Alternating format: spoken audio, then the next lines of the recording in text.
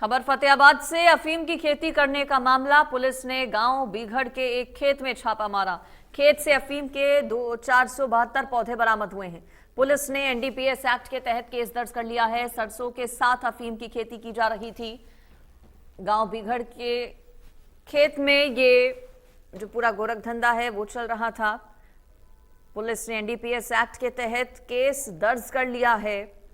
सरसों के साथ बड़ी ही चालाकी से शातिराना अंदाज में अफीम की खेती की जा रही थी। जैसे इस बात की जानकारी प्रशासन को लगी, विभाग को लगी, तुरंत सूचना मिलते ही मौके पर पहुंचकर छापा मारा गया गांव बीघड़ के इस खेत में और उसके बाद 472 पौधे बरामद हुए हैं खेत से अफीम के। बड़ी खेप बरामद हुई है अफीम की।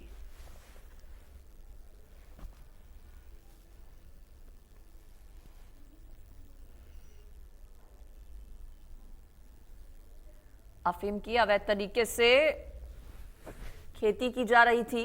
472 पौधे बरामद किए गए हैं मौके से। एनडीपीएस एक्ट के तहत पुलिस ने केस दर्ज कर लिया है। कार्रवाई अब की जाएगी। सरसों के साथ दरअसल अफीम की खेती बड़ी चालाकी से हो रही थी ताकि किसी को इस बात की भनक ना लगे, इस बात का अंदेशा ना हो। लेकिन जैसे ही सूचना विभाग को मिली, पुलिस प्रशासन को मिली, तुरंत पुलिस की टीम मौके पर पहुंची, छापा मारा गया, खेत में देखा गया और उसके बाद एक एक कर कुल 472 पौधे अफीम के बरामद हुए मौके से। पुलिस ने इसके बाद एनडीपीएस एक्ट के तहत शिकायत जो है दर्ज कर ली है। एनडीपीएस एक्ट के तहत केस दर्ज किया गया है। पता लगाने की कोशिश की जा रही है कि अफीम की खेती का ये काम कब से यहां पर चल रहा था, कहां कहां सप्लाई की जाती थी, कितना बड़ा ये नेटवर्क है, कौन कौन जुड़ा है, क्या आसपास के इलाके में और भी कहीं खेती हो रही है अफीम की, ये सभी पता लगाने की कोशिश फिलहाल पुलिस कर रही है।